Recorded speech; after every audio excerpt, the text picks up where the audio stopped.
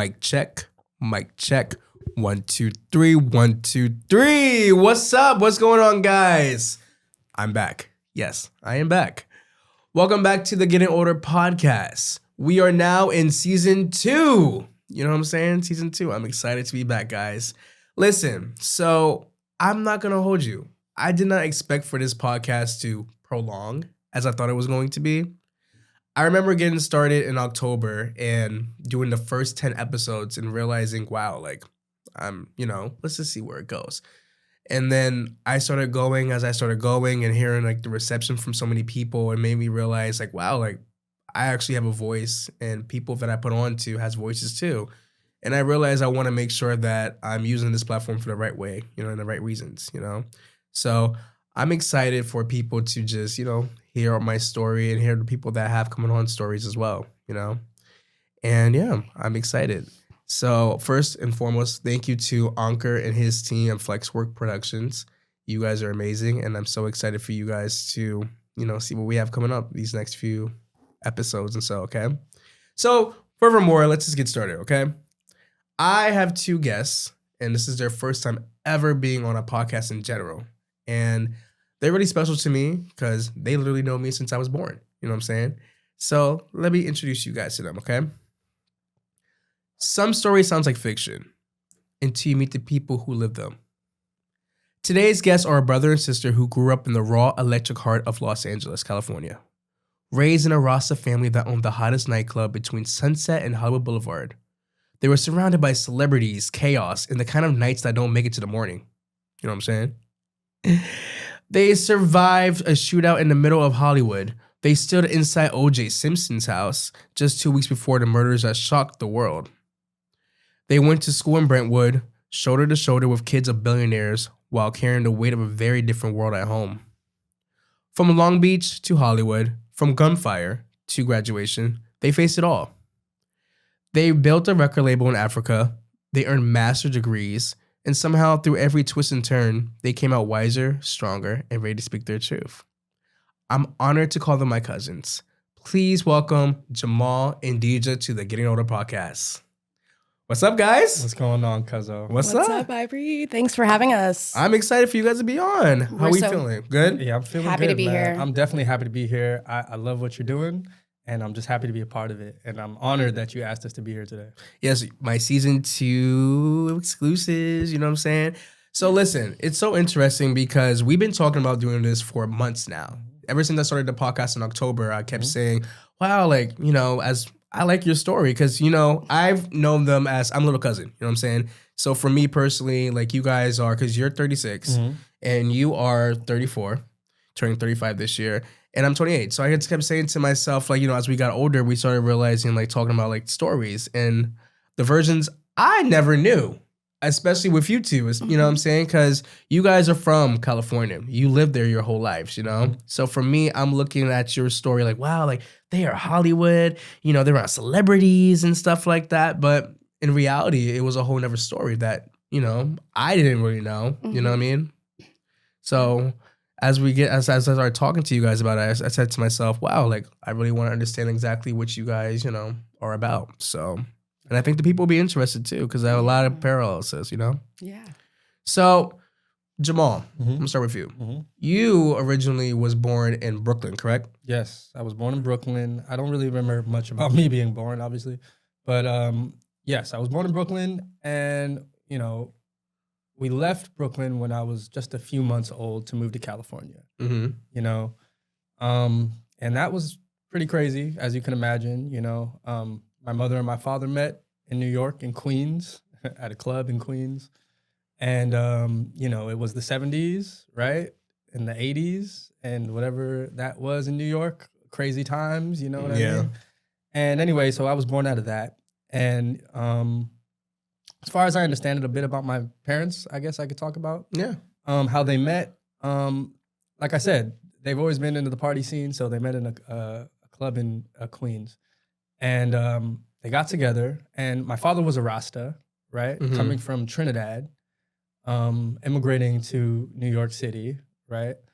And my mother was just a regular girl growing up in New York City. And she was looking pretty much for some spirituality, right? So she met my father at the perfect time. Yeah. He was a Rasta. She was looking for spirituality. So she really gravitated toward him in that way. And I was born out of her finding her spirituality. And, my father being who he is, we could talk a bit about that later. But yeah, so they were. My mom was really close with the family, right? Okay. Her mother, my grandfather, my grandmother, and we got a big family, as you know. And so basically they just up and left a few months after I was born, which is crazy, So the family was kind of like, what the hell, And, we found ourselves in Long Beach with not a whole bunch of money. My father's dream that he had, was to be an entrepreneur. Yeah. And my mother was the supportive wife. Yeah. Not the entrepreneur. And what's crazy is like in Long Beach at that time, it was kind of like the best time to kind of be there. Like it was the time when like, Snoop Dogg and like Sublime, like some really notable artists and groups were kind of up and coming, and hip hop was really prevalent during that time. Yeah. It was really the perfect time to move to California. Yeah. Right? So it was the 90s, the early 90s. DJ was born in 1990. I was born in 89. Right? So like she said, Snoop, West Coast hip hop, NWA, Ice Cube, all these things were gigantic, right? We know that hip hop started in New York, but now it's LA's West time Coast. to shine. And with all the music and the things that were going on there at the time, it was an amazing time to be in LA at the time, for real. It was cool. It was amazing. Yeah. So like, since you guys lived in Long Beach, right? Yeah. What was your earliest memories of living in Long Beach? DJ. My parents, Jahmaal touched on that. My dad was always, an entrepreneur and loved kind of the party scene, but he kind of, I want to say like he curated these kind of cultural, centers, I guess, but hubs for the community. in the community where, he found a way to kind of connect with the community, but really it was his hustle, and it showcased kind of Rasta culture. And it was a place for people to connect, right. And so I remember it was Snoop Dogg and Sublime come into our business at the time, which was what? Store? It was called DJ. It was like a collective, store, And my father's a Rasta, and we've always been a Rasta family. So it was definitely based around the reggae culture, right? It had some things that, T-shirts and different things. The colors were red, yellow, and green. Vinyl. And like she said, that it was named after her, DJ, which was pretty cool. And vinyls, different things like that. But he was also a dealer. He was selling weed. So that people would be able to go there, buy weed and stuff like that. And like she said, it was a community center, And that's a theme that you're going to see is like, we were always a part of the community, We always brought something to the community, So, So, it was important for my dad, I want to say, is to like represent Rasta culture in a different light, and, straying away from like that ragamuffin, the stereotype. But that was my question though. Like, what exactly is Rasta culture? Yeah. Okay. So Rasta culture, right? As far as I understand, it's not a religion; it's a way of life, right? And like I mentioned, my mom was looking for spirituality, right? And that was the most important thing to her, is that we realized that God was not outside of you; it was inside of you. Yeah. And God, your spirituality is something that you can work on a daily basis. So that was something that she instilled in us. But Rastafari, is based in Ethiopia, right? With Emperor Haile Selassie, who was an emperor in Ethiopia. And he's connected to the Solomonic lineage in the Bible, right? Which goes all the way back to the Bible. So that's very important to a lot of people, is the fact that he is seen as the living connection to the Solomonic dynasty. And if you want to look that up, that goes all the way back to the Queen of Sheba and those type of things, right? So, but for us, I'll say Rasta was just, it was a spiritual thing, more so than like the writs and the rites and things you're supposed to do. Like we were vegetarians. I mean, younger, we ate a little bit of meat, but our parents were vegetarians, and we kind of lived that kind of lifestyle. But it was more about being true to yourself, right? Leading your life with love, treating others as you want to be treated, right? Not just the look, not just the dreadlocks, right? Whereas our father was a little bit more of, representing Rasta in a different way. My mother was more connected to the spirituality of it. Yeah, I'd say she was really carrying it. She was the foundation. She, made sure that, she read the Bible every day, Right. And so we always had like the word, in our life. And I thought it was a I don't know, like a dynamic where, you know, you come with mom who's really the spiritual one, but she's also learning about this new thing, Rasta, and you know, she's finding her spirituality, you know, and you have my dad, you know, who is an entrepreneur and a party guy, a street guy, but is a lot focused into is marketing, you know, so it's that like juxtaposition where, you know, you have the real and you know, the brand, I guess. So growing up, basically, you guys were like, let's say, like at the age of 3 and 4, you was used to seeing your dad as like the businessman, you know, making sure that you guys were, I guess, used to seeing him as a hustler. Really, that's what we were used to seeing, especially at first growing up because we also made a move to Venice Beach, right? So we weren't in Long Beach for too long. I'd say maybe a few years, like a really early baby childhood, and then we moved over to Venice Beach, which is a lot more vivid for us. We can remember a lot more about Venice Beach, right? Okay, how old were you? I don't know. 5, 6. 5, 6, got to be something like that, right? And my father was a hustler on the beach at the time. Like, he was always a hustler, right? Selling weed on the beach. And we were the cute kids with the dreadlocks that would be around. We knew everybody on Venice Beach and, you know. So, yeah. But again, it was important for my dad to kind of change the narrative of Rastafari. And like as a Rasta family, he wanted to make sure, you know, like again, it goes back to the brand. It was about, you know, making sure that we came across as, you know, we're business people and we are, you know, yes, we are. We're not dirty. You know, we're not struggling, even though we were struggling at certain times. It was just like she said, to put a face on Rasta that most people didn't see at the time. Exactly. So a lot of people know us for that. Everywhere we went was like, oh, we were like the Rasta family in Los Angeles, you know? Yeah. It was important for him to market us like that. Okay. And besides that, like how you look and stuff like that, how was schooling life like for you guys, especially like preschool, elementary? Like how was that for you guys? Okay, so I'll say it was very important for my mother, especially for us to get a great education. You know, she went out of her way to make sure that we were in some of the best schools that you 3 buses a day to get to like. Wait, 3 buses a day? 3 buses sometimes. I've did the bus commute in LA before. From the hood. 3? It's horrible. Yeah. From the hood to the hills or whatever, you know. So you know, it's crazy. And a lot of in LA, I don't know how it is really out here, but in LA, if you don't live in a district, you can't go to school there, right? Okay. So my mother would find jobs, right, in these districts like Brentwood. Like this is the whole reason we went to Sunshine Preschool in Brentwood, right? Which is these kids that grew up in Long Beach and some parts of the hood and stuff like that. And we were able to have these great opportunities because of my mom. She made the sacrifice. So she could have had a job anywhere. She decided to go work at this small preschool in Brentwood and have a shitty job there. Really didn't get paid very much. Just for us to have the opportunity to go to a good preschool. Yeah. And this preschool was also the precursor to going to, DJ could talk a bit more about this, to the upper school. It was a brand new school in Brentwood called Brentwood Lower School. Okay.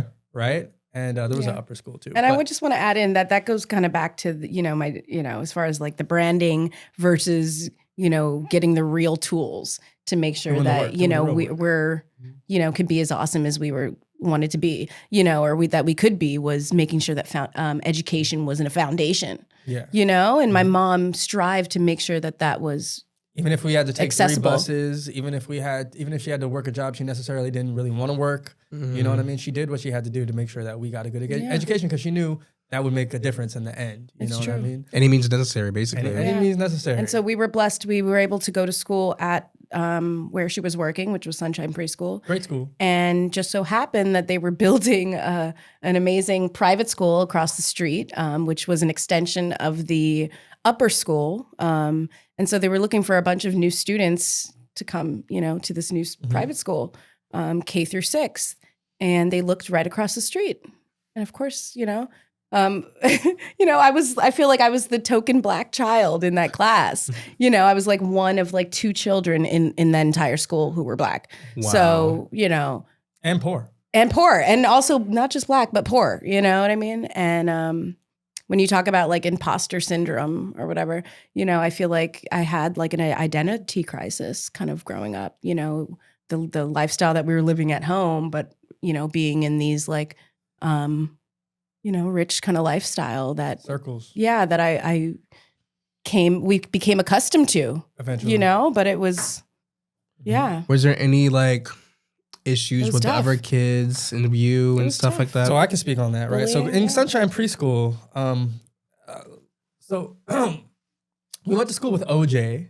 OJ's son, Justin. He was going to our OJ preschool. Simpson? OJ Simpson's son. Yeah, he had a kid named Justin. That's one of the kids he had with Nicole, I believe. And then he had another daughter with Nicole as well, Nicole Simpson.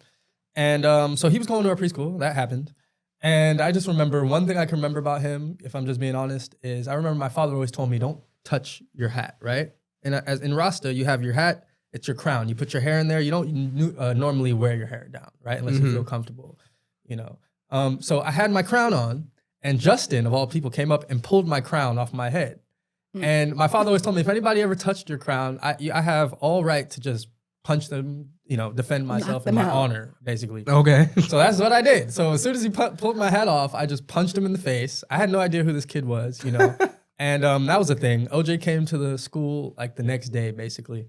And my mom was there, of course, because she worked there. And she was a bit nervous because, you know, it's the first time OJ ever came to the school. And he's coming the day after I punched his son in the face. Meanwhile, this is like right before all the craziness with OJ happened. And we so happened to be at OJ's house before 2 weeks. 2 weeks before the murder. 2 weeks. 2 weeks before the murder. Why are you at his house? So what I understand at the time, he would do fundraisers for our school, right? So there was this one picnic called the Sunshine Picnic. It was at his Rockingham mansion in Brentwood. And he would always have us there. And apparently he had a connection with Disney. I don't know if he had like a commercial thing going on with them, but he was able to get all the Disney characters there. I mean, the place looked like Disneyland. Oh, wow. At the time, they had one of the premier singers, Craig and Company, that was there singing. So it was amazing. And I'm pretty sure the Kardashians were there, you know? I mean, I was too young to remember, but I mean, that was his circle. Yeah. So anyway, we were there for the picnic, you know? And it was a fun time. I remember we just had a ball. We were kids, you know? They had go-karts. They had everything you could ever want as a kid. Like literally Mickey Mouse was there and it was just a bunch of fun. Over the top. You know? Definitely over the top. Yeah. You know. But anyway, how we ended up at his house 2 weeks before the murder, that's what happened. We were at his house there. And I was at home one day. This was, I think it might have been the weekend, right? And I always heard my parents talking about OJ, you know, just, you know, you listen to what the parents say, right? They would be talking about OJ Simpson, OJ. I, as a kid, really had no idea who he was. The significance of who OJ was. He was just a parent at the school. Yeah, that's it. At the school, somebody our parents kept talking about all the time. So one day I'm watching our TV. It's a little Quasar blue TV that looks like an old Macintosh, right? And I'm watching this TV, and all of a sudden I just keep hearing the reporter say, OJ, right? I think I was watching cartoons and then they just cut off, right? And then this news comes on, OJ Simpson. And I'm like, oh my God, that's all he keeps saying is OJ Simpson. Right. So of course I call my mom, what's going on? They're talking about OJ Simpson, right? And then both of our parents run into the room and they're watching it and they're stunned. They can't believe what's happening. It's OJ on the run in the Bronco on the 101 freeway. Right? With all the craziness that ensued that day, right? We have people on the freeway waving signs. It was just craziness, right? And I just recently watched a documentary about OJ that came out on Netflix. I had to watch it just to get some context. Yeah, and what's crazy is like just looking back, like, you know, we didn't even really understand like the gravity of the situation at the time. We were just like 5, 6 years old, you know? But looking back, like that was crazy. Was amazing. Was that kid Justin still in your class after all that happened? Well, I don't believe so. I think they probably. I'm not sure what they did. Jahmaal remembers. Do you remember? I don't remember. I don't remember.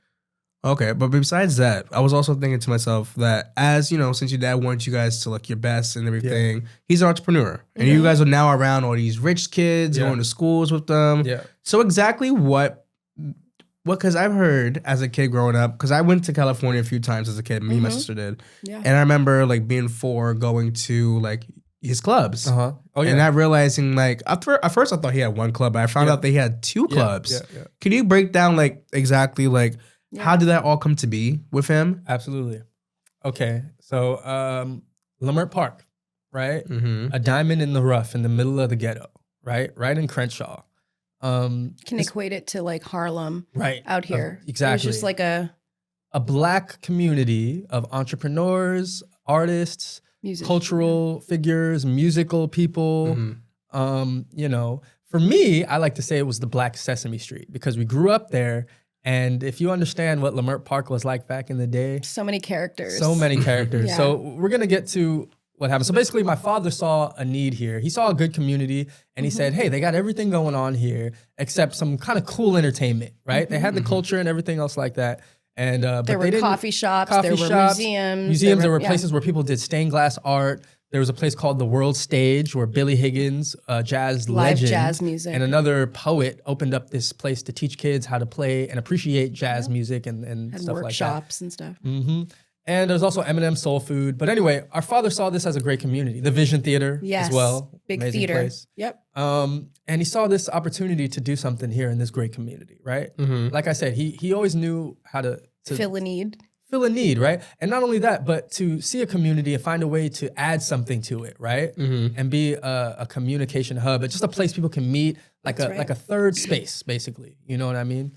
So, that's what he did. He found this place and it was pretty raggedy, right? It smelled like an old bar. It was pretty big, though. It had 2 floors. He's an artist also, right? Right. He has a different way of he's a looking painter, at things, basically. So he saw this place that was kind of run down and he saw the potential where we really didn't see the potential. As kids, we were kind of like, okay, whatever, you want to go here. Yeah. So, he opened the place up basically, in the hood and got some of the greatest DJs to play there.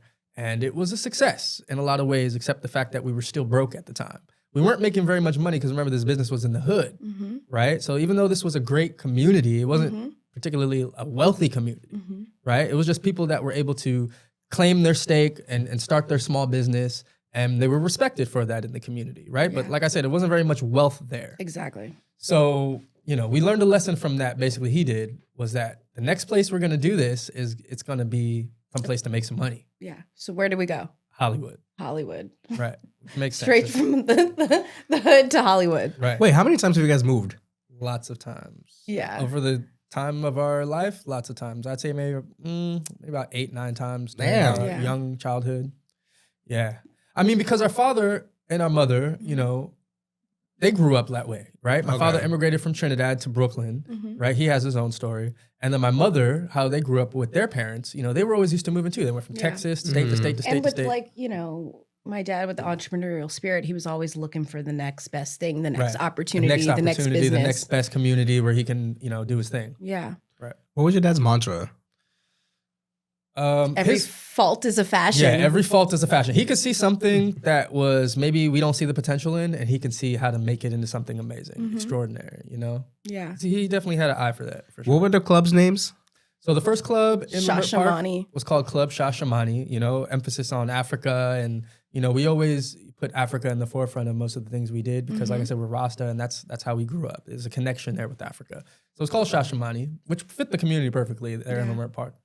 And then the next club was called the Firehouse, Firehouse, which is a name that's based on a place in Jamaica. If you know this place, it's nicknamed the Firehouse because there's so much gang warfare and activity going on there. Yeah. That they call it the Firehouse. That's not its actual name, but it's called the Firehouse because there's so much things going on. So that's what we really named it after. And the Firehouse was in Hollywood, right? It was in Hollywood on Gower Street between Sunset and Hollywood. That's Ooh, right. he was in a good location. It was in a great right location. up the street from Roscoe's Chicken and Waffles. If you know, you know. Right. Yeah. So with being like at the Firehouse, like what was your time like seeing your dad build the Firehouse? Because I also remember you were also DJing at the Firehouse too. I was the resident DJ. I do want to say something about just like kind of growing up a little bit is moving around from place to place. It gave us a lot of opportunities that I would say, a lot of people maybe didn't get to experience. And then also with like the art background that we have, Jahmaal was, in a lot of, I was blessed with a great education and a scholarship going up to, attend these amazing schools. But Jahmaal had some really awesome experiences as well, which I want you to touch on just a little bit about is, you were in some commercials. Yeah. So I was and in Leimert Park, we were able to connect with some pretty awesome folks. Billy Higgins, and those kind of people kind of shaped our upbringing. It was art, it was business. So before Hollywood, we definitely had this, and the reason we want to talk about this because it's a huge part of what shaped us, right? As individuals that we are now. I mean, before we get to Hollywood, right? Yeah, looking back on it, it was a big time for us to grow. Yeah, So like as I mentioned, Billy Higgins and the poet named Damu, his last name is escaping me right now, but they decided they were going to open. Yeah. They were gonna open this place in Leimert Park called the World Stage, and this is a place where I got to scratch my musical itch. I always had a thing for music, right? I Jamaal's had been an ear playing for music. piano since he was 2 years old. Yeah, I would just be able to get on the piano And just can play every single instrument, just about like saxophone, trombone, drums, like guitar. man, music was just something. talents. It was just something like- that came naturally to me. You know what I mean? Everything. So this workshop called the World Stage was a big part of my youth because this man named Billy Higgins saw something in me, you know, and wanted to bring it out, right? He taught me how to play jazz drums. He's a legendary jazz drummer. He played with everybody from Lena Horne to Miles Davis. He was a part of Blue Note Records, right? And that's a huge record label that is. So just like growing up in LA, like we were surrounded by the celebrities like within school and stuff, but also through Rasta culture, we were opened up to this art world, you know, where we were able to, you know, and through the clubs too. Yeah, and through the clubs. Through our businesses. That's right. Because we were a social hub. One of the things that come to mind is just kind of sneak. Like one thing we would always do for fun is going to these concerts. You know, we'd be going to, what are the names of these Jahmaal, like Reggae on the River or Reggae on the Ranch, and well, different concerts, Long Beach. But I remember having to sneak into those concerts as the two Rasta kids because, you know, and also like we said, our parents were like prominent in the community. We would show up and we would say Firehouse or we would, you know, and you know, that's kind of what I remember is just. That's how we grew up. Going from reggae show to reggae being shows in those, and you know, it was fun. It was a big adventure. You know, we did a lot of things that kids not in the culture, not connected to reggae like we were, wouldn't be able to do, right? We knew all the biggest reggae artists in the game, you know, and stuff like that. So that was definitely a part of it. But like I said, Leimert Park is one of the things that shaped us. Yeah. Being able Venice to go to the Beach, Vision Theater in Leimert Park, you know, this is a black owned playhouse. It was basically like a theater, right? And you know, they would do things like productions of Hello Dolly, you know, with the all black cast, you know, just to give you an idea, maybe like The Wiz and stuff like that. Things you would never get a chance to see if you're a black person, an all black cast doing these kind of productions. And they had a budget for them. So we would be back there like sneaking in the back in the dressing rooms. I remember one time they had a play going on and they thought that we were part of the production. It was like a kid's production, and they were ready to put us in some clothes, costumes and tell us to get on stage and stuff like that. And Jahmaal, you went on some pretty awesome auditions. Jahmaal did commercials with Barry White. Right. Barry White? Yeah, like, So I had my SAG Coca-Cola. card, right? I was a part of SAG, and I did do some amazing commercials. I did a Kodak commercial one time. I did a Coca-Cola commercial. And as you mentioned, I did a commercial with Barry White. It was for the internet service Prodigy at the time. And looking back on it now, it's pretty crazy because they were trying to explain what the internet was to people who had no idea what the internet was. It was a brand new thing. So that was pretty interesting. But yeah, we were in the desert for a long time just waiting, and you know, my dad kept talking, hey, there's Barry White, it's Barry White. I had no idea who Barry White was at the time. But that was definitely an experience for sure. Yeah. Yeah. And so that was pretty cool. But then, you know, we moved to Hollywood because money was of the essence. Absolutely. And you know, we were tired of just being. We had to make a profit. We were tired of just having social cachet and just knowing everybody and you know, everybody saying, hey, this project you're doing is cool, or this club was cool. Like, it's time to make money. We were struggling. Let's be real. We were struggling. Why did we move so much? We were struggling. Yeah. Right. It was tough. Right. It was tough. And we, like I said, looking for the next opportunity. Yeah. Right. So Hollywood was the next place to go after having a club for the first time. You know, all the other businesses my father had were small stores and stuff like that. So this was his first time to actually do something. So he learned something from being in Leimert Park and being broke. And he said, okay, the next place we're going to go, we're going to make some money. So, you know, we lived in Hollywood for a little while, and they were looking up some places that they can, you know, rent and see if they can turn into a business, right? So we were living at some places. They finally found a place. It was an old palm readers business, and I didn't see it. Residential. I didn't see it, but my father and my mother, they saw something there. They were like, "This could be something," right? We didn't realize how amazing the location was at the time, right?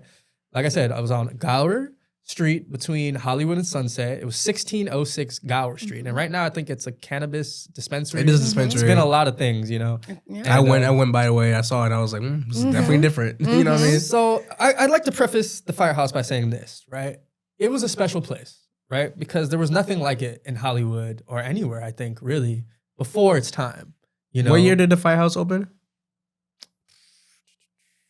We were probably, how old were we? I could.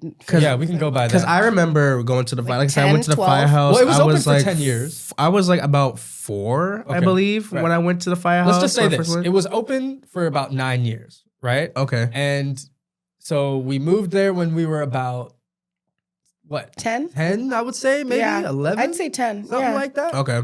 So, I mean, somebody can do the 2000. math. I was 2000. I was 2000. 2001 and now. 4. Some say I remember Yeah, like that a makes picture of it. sense. So yeah. That makes About year 2000. So how it started, it didn't just become a club right away, right? Mm. It was a residence, and the whole thing about it was a commercial residential property, Okay. meaning that you can live there and you can also do a business there. Mm-hmm. So it was perfect for us, really, to be honest, for our lifestyle. Yep. So we moved in there. It was a quaint small house, if anybody's ever seen it. It has like a small yard in the front, but a nicer yard in the back, right? Mm-hmm. And then a walkway around and small little spaces that you can do something with, right? Yeah.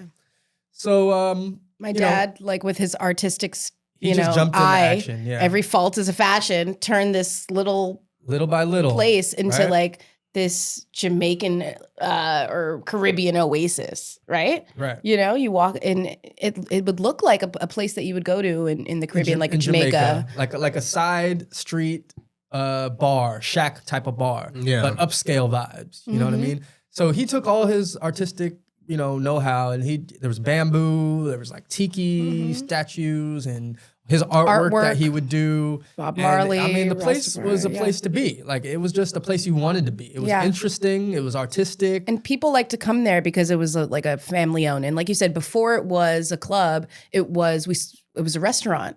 We sold food, and it was a place. It was a community center, community hub. Once again, Oh, I didn't know that. Wow. where we did poetry. And we had like an open mic, and it was a place for people to do music and create themselves. At first, it just started in the backyard, right? We had a small bar in the backyard with a stage and some, little decorations and stuff like that. And it started really like that. And he was just building a vibe there, right?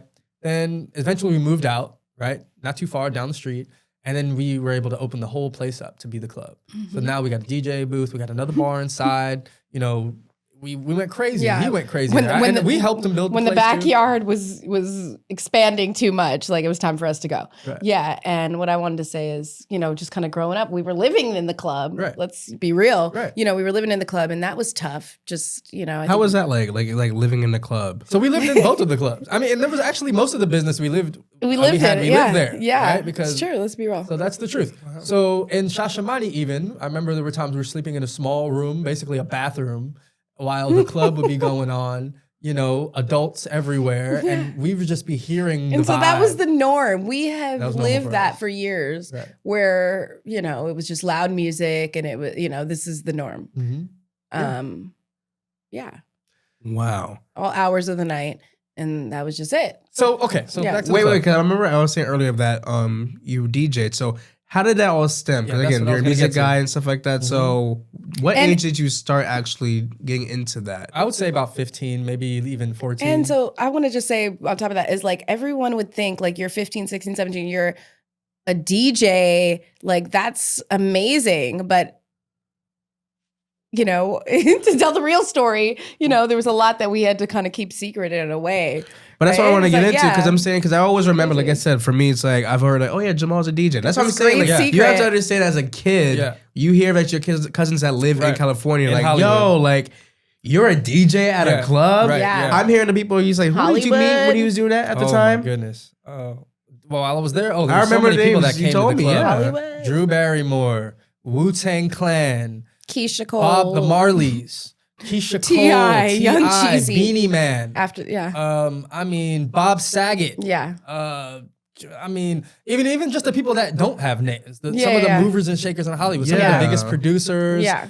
Some of the biggest directors. Crips and Bloods. We had also, right, California's very gang oriented. And my father was a street guy. Yeah. So we had some of the biggest, gangsters there, right? Yeah. Bloods, and I Crips. want to say just on that is like LA is a place where like if you're the Crips and Bloods, you're also in the, in those the circles. highest society places. Yeah. Hollywood, Beverly Hills.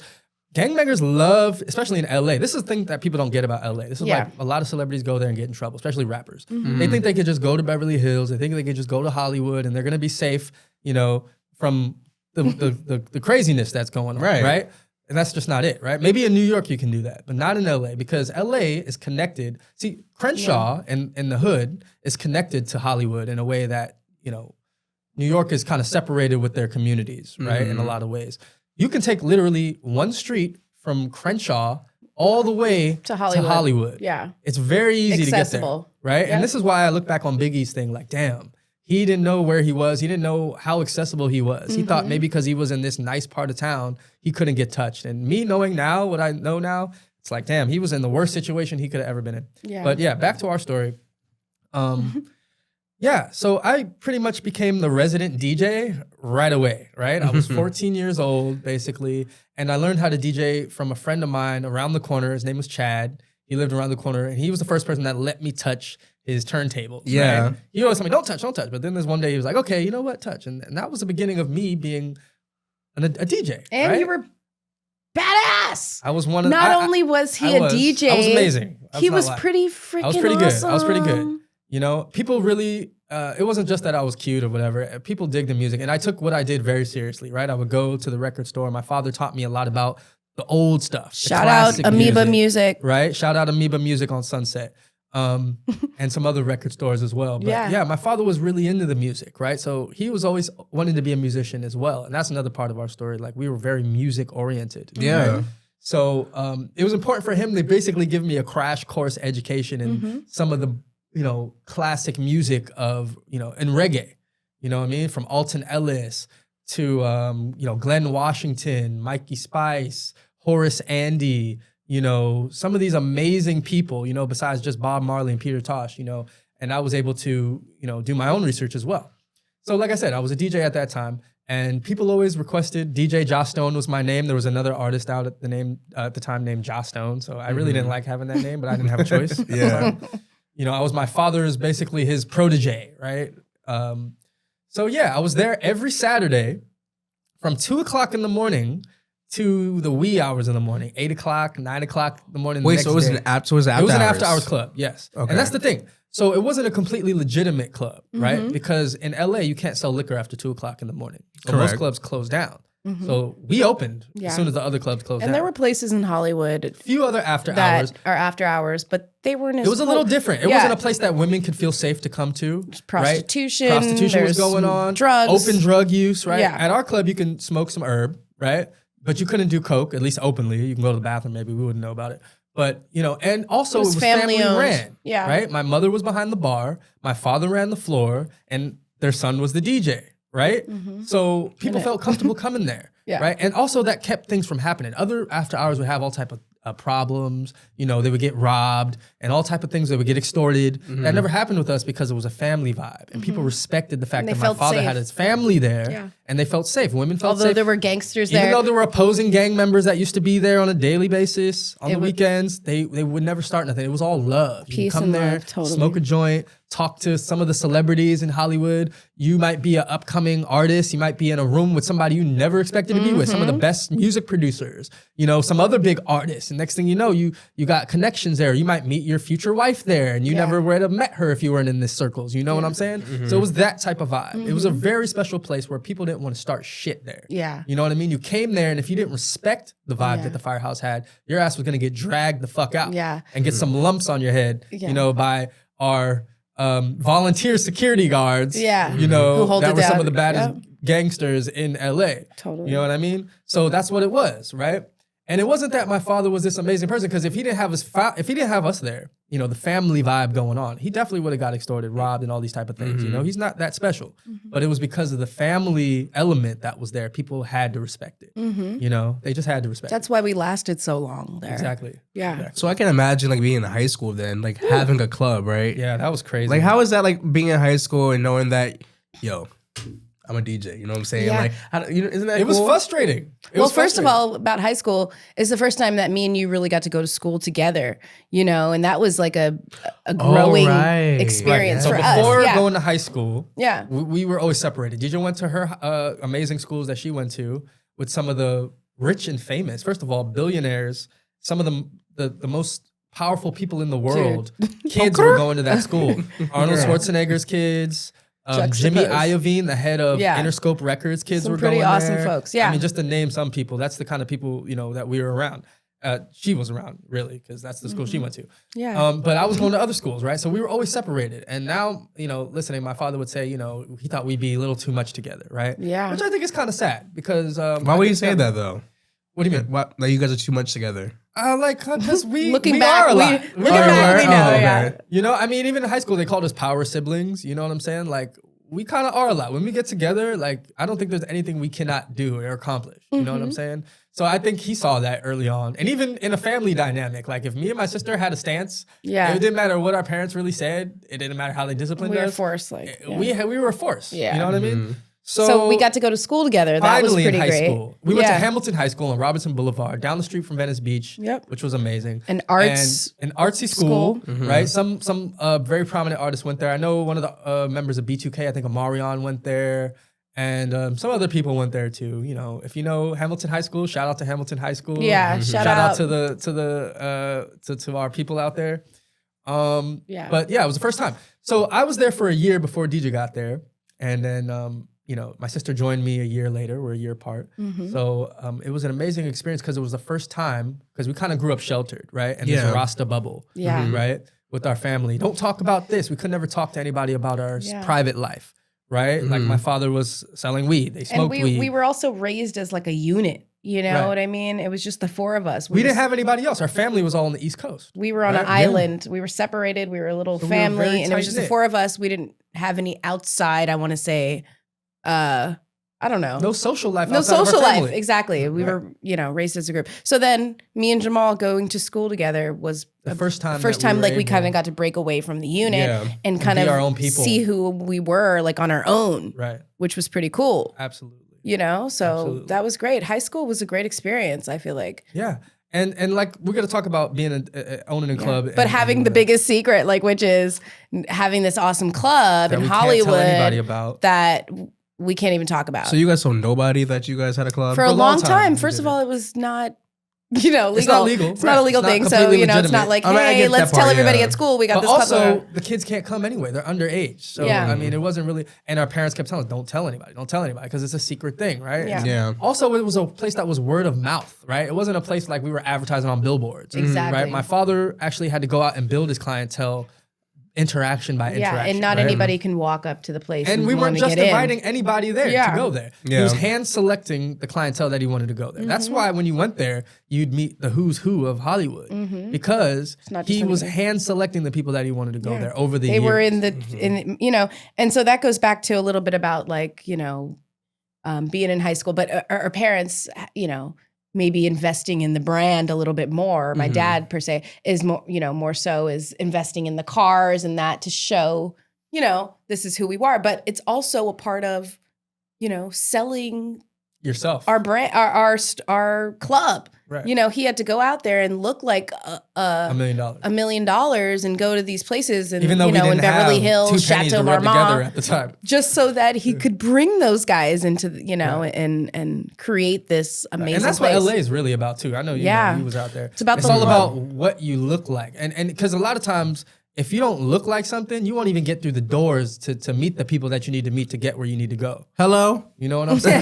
So he Like, understood it's that. real. I Yeah. mean, I used to critique him for that. And we Yeah, used to critique it's like, true. hey, he's all about the image, but it's important, especially in LA. If you're trying to meet these people and get in these rooms, you have to look like something to even Yeah, look get the in part. the room. That's it, man. You have to. And that's just how it goes.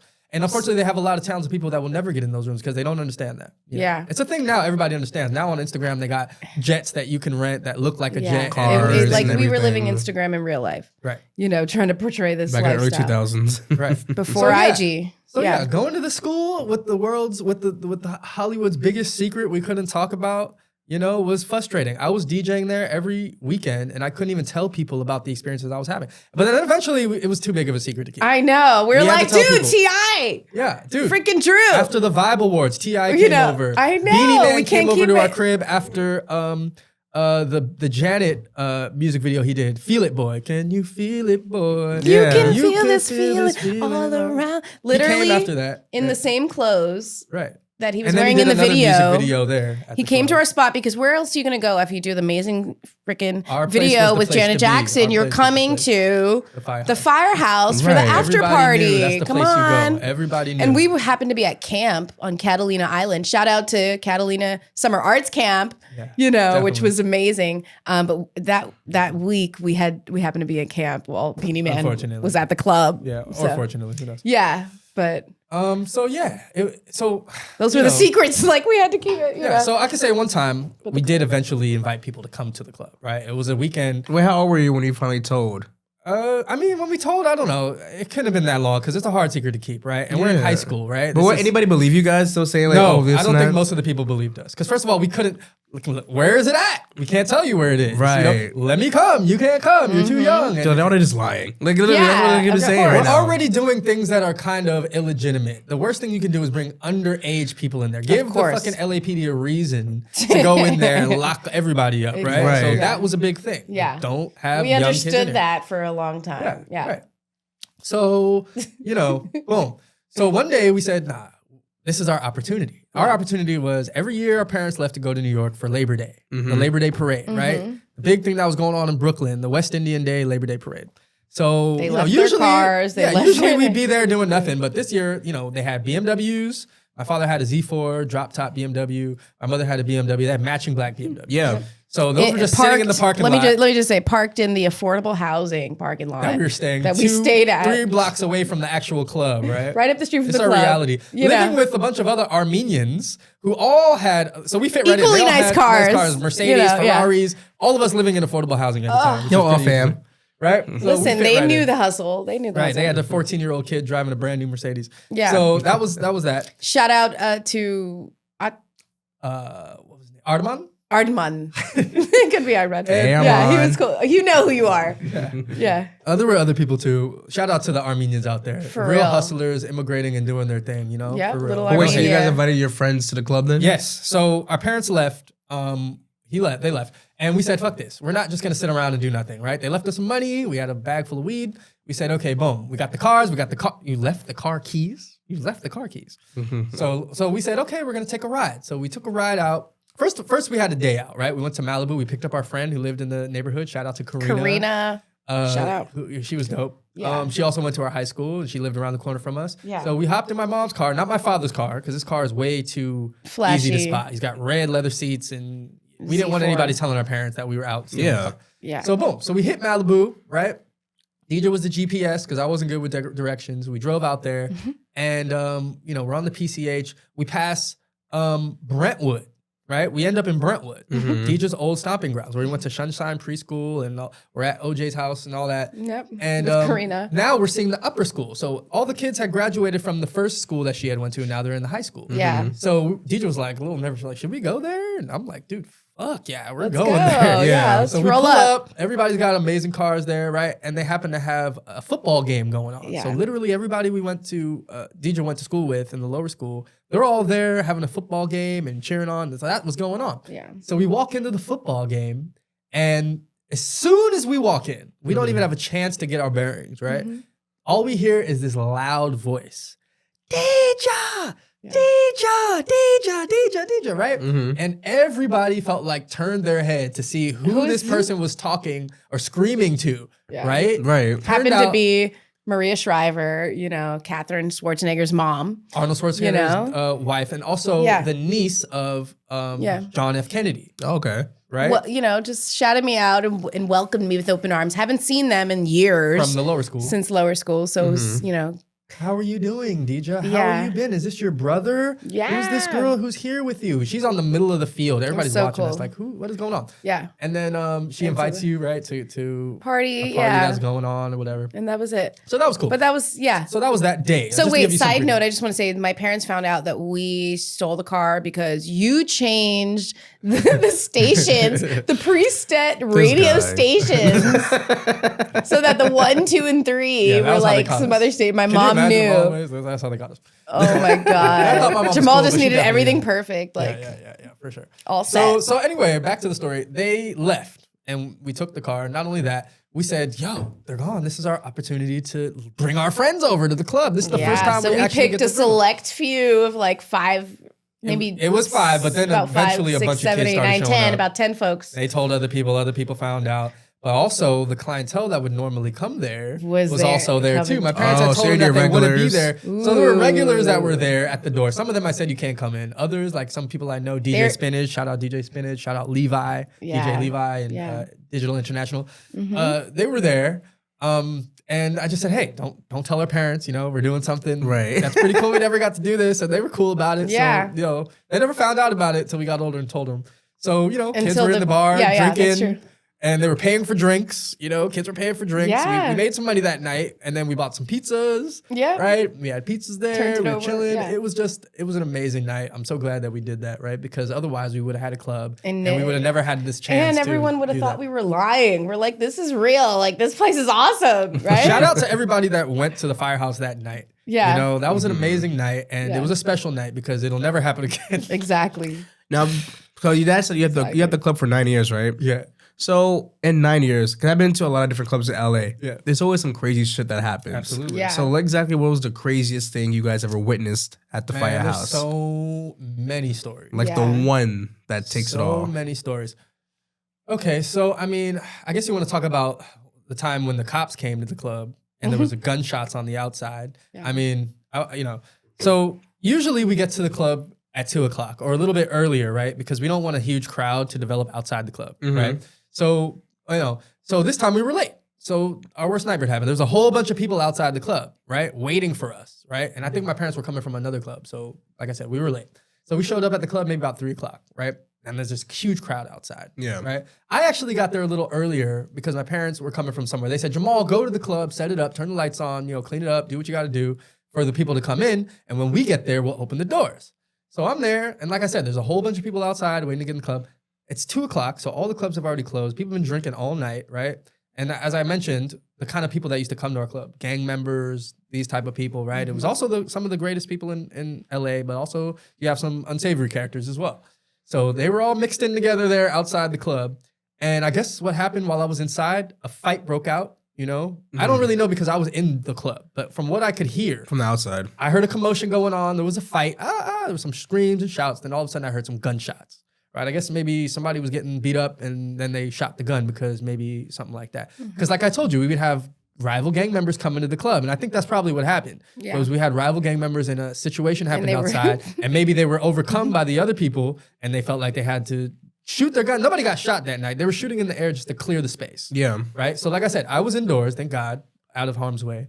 So we're in here and we're listening to everything that's going on. There were some early arrivals that came to the club. So there was DJ Spinach, also Levi again. There was another friend that I invited. I met him on Melrose and I told him, hey dude, you got to come to this club. Come to this club. He was an African guy. First And time. he finally came to the club. And this is the day he comes to the club, right? It's the day there's a damn shootout in the front.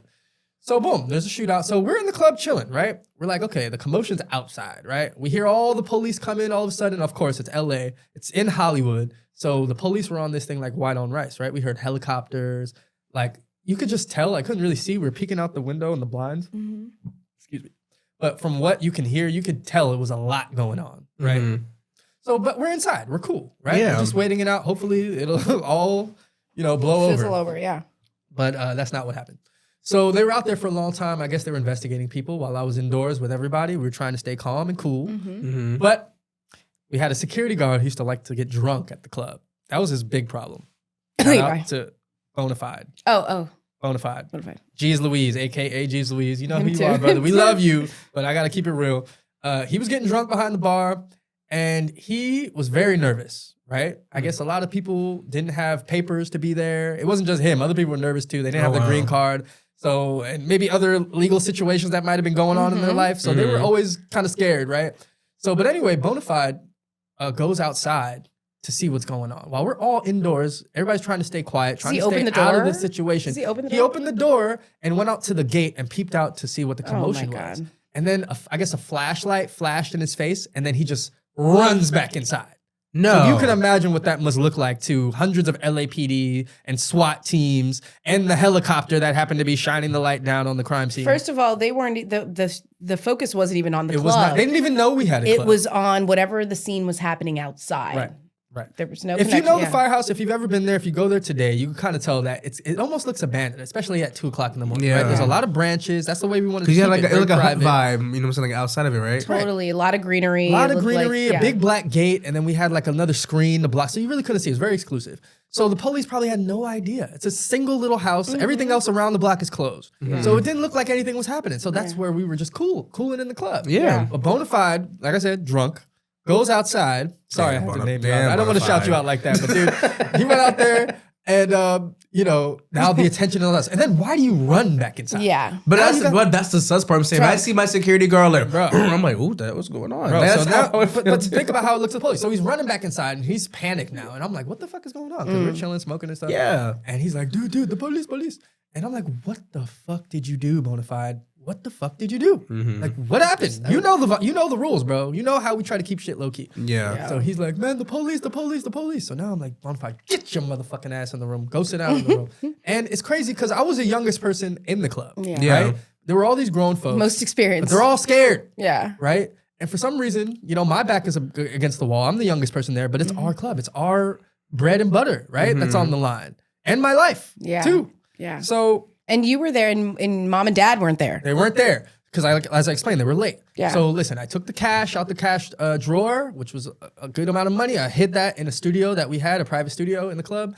I took the gun. I put it in the room. I just wanted to make sure if the police did come in here, they wouldn't see anything that would get us in trouble. Yeah. Right? It's just a couple people hanging out in a place that looks pretty cool. Right? So boom. We hear them banging down the doors. Now everybody's getting nervous and shit, right? I'm trying to be as calm as I possibly can, right? Which is crazy because in weird So situations. what happens? So basically, they bang the door down. They bang the gate down. They get to the door, and there's all these guns. You could hear them.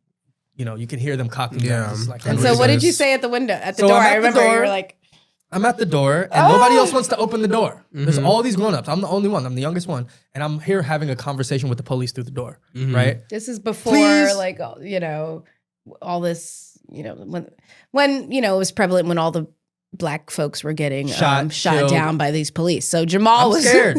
This is the worst nightmare Street coming smarts true. comes So my street smarts are to playing. light, yeah. So I'm having a conversation with the SWAT team and the police through the my door. God. I can hear the Trying guns. not I to can get see the shot. flashlights through the cracks in the door. And I'm just like, listen, I'm unarmed. I'm young, and I don't want to get shot. Please don't shoot me. Please don't shoot me. Please don't shoot me. They're screaming, open the fucking door. Open the fucking door. Just open the door. I'm like, I'm going to open the door. I just want everybody to know I'm unarmed. Please do not shoot me. Yeah. And they kept screaming. And after a while, they calmed down. They realized, listen, okay, he just doesn't want to get shot. And they were like, okay, we won't shoot you if you have your hands in the air, right? And, you know, to do this, do that. So eventually I opened the door. Scariest thing I ever did. Open the door. Everybody in the next room is freaked out. And, you know, we're walking backwards. They get everybody out the fucking house. We're walking backwards down the steps. I think the cops were lost for a little while before they got to the door because the place is kind of like a maze. So anyway, we are outside. They finally get everybody outside. I see the scene outside. It's Yeah. crazy. Helicopters. I mean, police everywhere. They had some of the biggest detectives in LA were there, right? They spent a lot of money and resources on that night. So they got everybody on the sidewalk, right? Huge crowd of people everywhere at 2:00 in the morning. We're on another sidewalk. Whoever was in the club is on another sidewalk, right? Yeah. Away from everybody that was already outside. So I'm there with the DJs, my friend from Africa, who's his first time in this club, right? He's probably wishing he never came. Right. Yeah. And And, where's mom and dad at this point? Our Where parents they are at? sitting in their car, car, just outside kind the of club, keeping what's just happening. kind of watching what's going on. And I was Yeah. giving them a play-by-play on the phone, right? Yeah. But it didn't make no sense for them to come in the middle of all this, right? Yeah. I kept letting them know everything's cool. I got it under control. So boom. So now we're outside, right? Police are interviewing everybody. They're interviewing the DJ, the other DJ. They're interviewing, you know, the security guard that was there, the drunk dude, and he's running his mouth way too damn much. He's drunk at that point.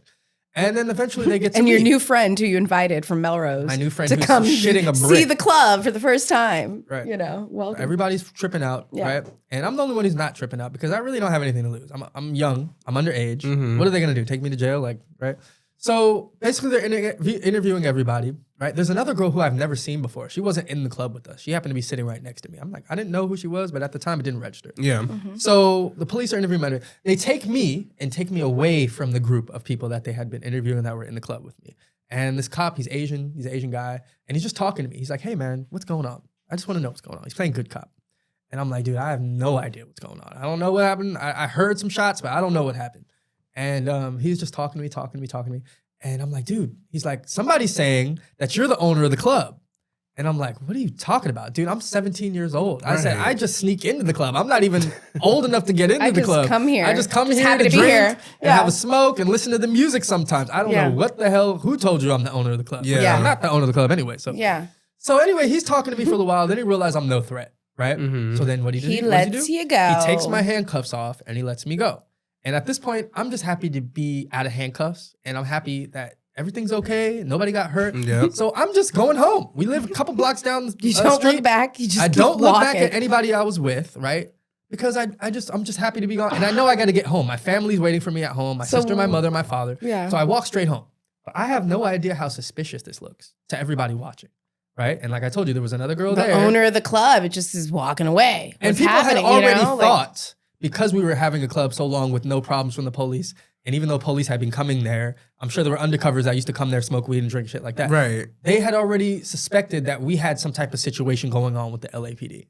You know, I know that because some people do there. And that's the reason they're able to do their corrupt So things. that didn't make it look any better. So it didn't make it look any better that Jahmaal the being police led just away. let me go, and I'm not looking back at anybody. It makes me look very guilty. But I didn't have enough street sense to know, like when you're in the hood or you're in a police situation where there's people watching, especially gang members, you have to let people publicly know that you're not fucking with the police. Yeah. I did the complete opposite. Looking back, what would you have said differently? I don't fucking talk to the police. Don't ask me shit. I would have been yelling it to the rooftop so that everybody witnessing would have known I don't talk to the police. So what's the craziest shit that happened? This shit, but it led to some crazy shit where you next morning. You got knocked out The next morning. by these That's what happened. guys. So that's what happened. So now the club is all fucked up. I get home, everybody's okay. We're happy that you're safe. Everybody's okay. Okay, this is what happened. Whatever. So we're talking about it, having like a Monday morning after football meeting or whatever.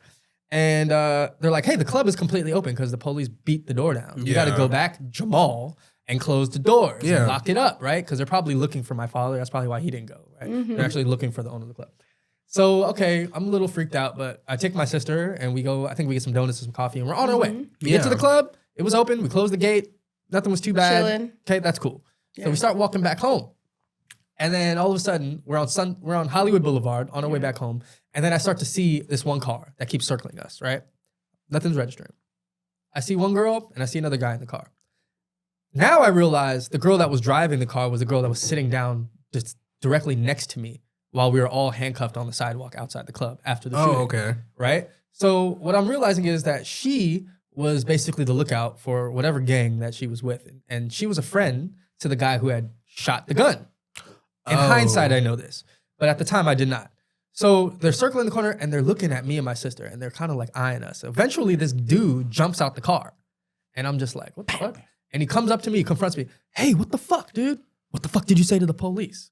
I'm just like, I have no idea what you're talking about. Yeah. I'm thinking he just wants to get some information. I'm thinking he's trying to get information about what happened yesterday just to be gossipy. Yeah. Hey, dude, that was crazy. I'm not even registering what he's actually saying to me, right? Like I said, I didn't really Were you wearing sunglasses? I was wearing sunglasses, right? So I'm probably looking like an asshole. And I keep telling him, dude, I keep dismissing this guy. He's a fucking gang member. I'm dismissing him. And he's mad. He busted the shots at the club. And he's like, hey, dude, you know, what the fuck did you say to the police? He keeps asking me this. I'm like, I don't even know what you're talking about, dude. What are you talking about? And boom, he hauls back, punches me in the face. My glasses fall off my face. I got this big bump on my eye. He's this huge guy and he's mad. You know, I can't fight him. I'm young. And I also got my sister there who I'm worried about. Yeah. So he runs away and we just get back to the house, right? I tell my father what happened. And he's like, what? Why would that happen? Why would some guy? And then we put it together. This must have been the guy that busted the shots. That must have been the girl. And I'm like, oh, that was the girl that was sitting down next to me. Oh, when I was talking to those police and they just let me you might have go, said something. how suspicious that must have looked to everybody, all the people that were watching, right? So then I tell my father, I say, yeah, that was crazy. And he's like, well, did you snitch? You must have snitched, right? And Dude. I was like, at that time, that was a part in my life I was just like, wow, my father really don't got my back. Is when he believed that I actually snitched, which is crazy. But that's just that's some crazy shit that happened at the club. Yeah. There was also some amazing things that happened at the club. Yeah. My mother was smoking with Drew Barrymore at the bar, right? Hanging out with Bob Saget. Bob Saget one time, God rest the dead.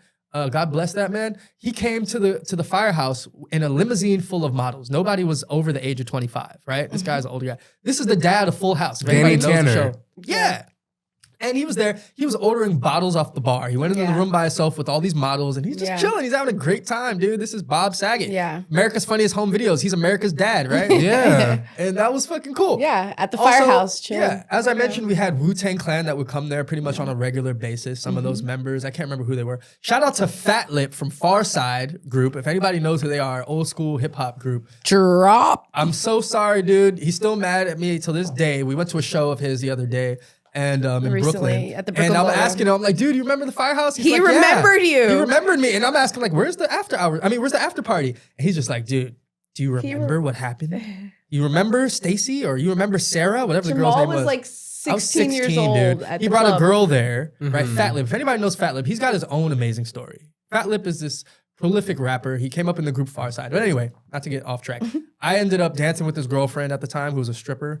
And she basically stayed hanging out with me. But like I said, I was underage. I was 16. Nothing Yeah. happened that night. But he just left. He just left me with her. And I didn't know that was Fat Lip at the time. I had no okay. idea. So anyway, that's 20 that's years later, we go to a concert in Right. Brooklyn. And he still remembers this. we see dude. Fat Lip outside. It was a Far Side concert, and Jahmaal, he knows exactly who you are, and he tells you this story, He's right? like, you remember? You remember her? I was like, yeah, dude. But what? Are you still mad about that, bro? That's so funny. So that's crazy. Wait, so eventually, because like you had the Firehouse for 9 years, Yes. you had good times and Yes. you had some not so good times. Yes, absolutely. So when exactly did it end and why did it Okay, end? let's talk about that. So, as I mentioned, it was family run, and we were a tight knit family growing up, right? As far as I knew, we were all about righteousness and spirituality and a God fearing family, right? Then all of a sudden, my father gets this club, and then I start to see a different side of him, right? He's a little bit too much into the girls, into the lifestyle. He started believing like he was almost a gangster. You know what I'm saying? Even though he was just It a became street too dude. flashy. He became too So flashy like very with much the diamond untouchable and necklaces. stuff, right? Once he bought those 2 black BMWs, he thought he was unstoppable. I think that really did something for him. And then the people that would come there would definitely make him feel like he was bigger than life, you know? And so anyway, one day, I just to give you some pretext, I go to the club like I always do after school to clean up, right? Gosh. And then I see him. I go to check on the Oh, this is bird. something We had a else. bird there.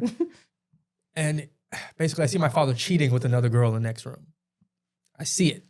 And I don't know what to think about it. Because like I said, as far as I know, we've been a tight-knit family. There's never been an issue. Yeah. And I didn't know that side of my father, right?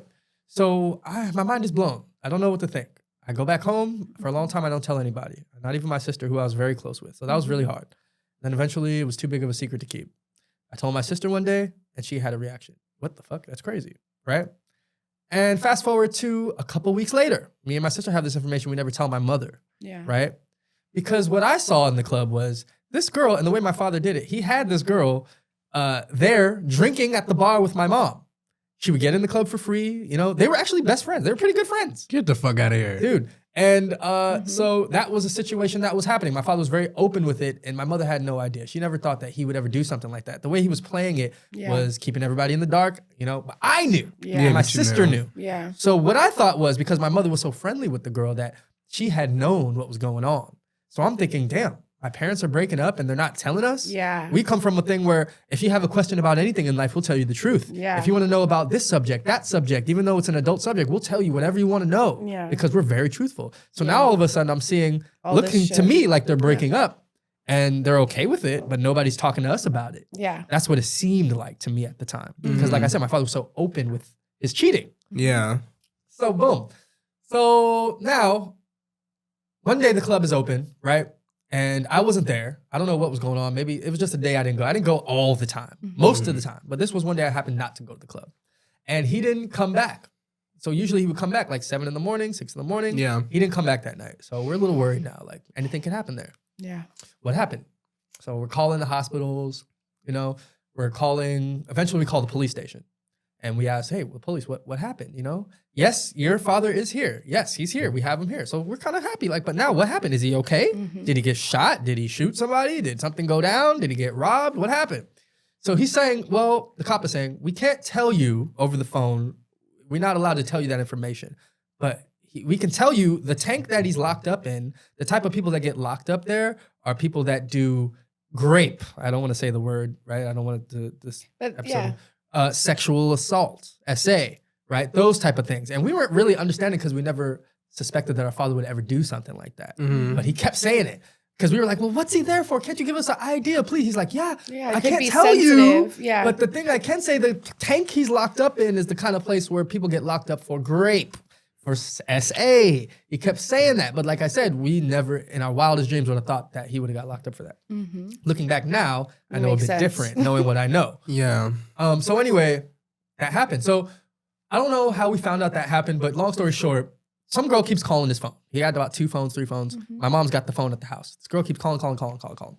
So we hear the voicemails. I know exactly who it is. DJ knows who it is. But my mother at the time, I think she's playing dumb. Because like I said, I thought they were cheating openly and I thought they were breaking up and whatever. So the phone's ringing and she's like, who is this girl that keeps calling Fire, right? That's my father's name, Fire. And I'm like, seriously, you don't know, Mom? And she's like, I have no idea. And that was the realization at the time I came that she had no idea.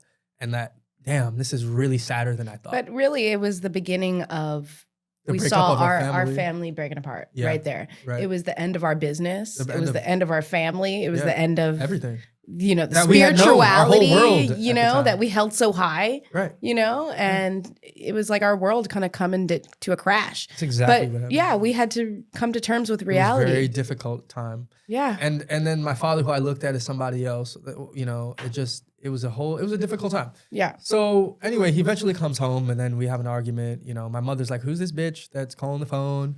And she's like, well, your son told me that you've been talking to this bitch and you were fucking her in the club. And now my father wants to kill me. So now there's that situation. I brought you in this world. I can take you Literally. out. But I he know was he's got a gun. serious. But he was serious. He's got a gun, right? He was very serious. He's beat the shit out of me many times. I mean, he's very violent.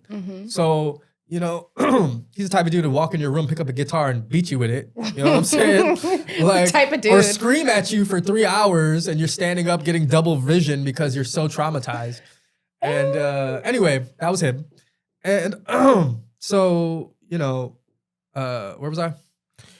Why we moved. Why we moved. Okay, so that was the reason we moved. That's why. I didn't Sorry, I feel took that in, safe. sorry. I didn't feel safe at the club. I didn't feel safe anywhere because my father was threatening to kill me, cut my dreadlocks while I was sleeping, and all this other crazy stuff. So once our family in New York and East Coast called and said, hey, we explained to them what was going on. Our family's breaking apart and I don't feel safe. First thing they said, they welcomed me with open arms. Come on down. We got your plane ticket.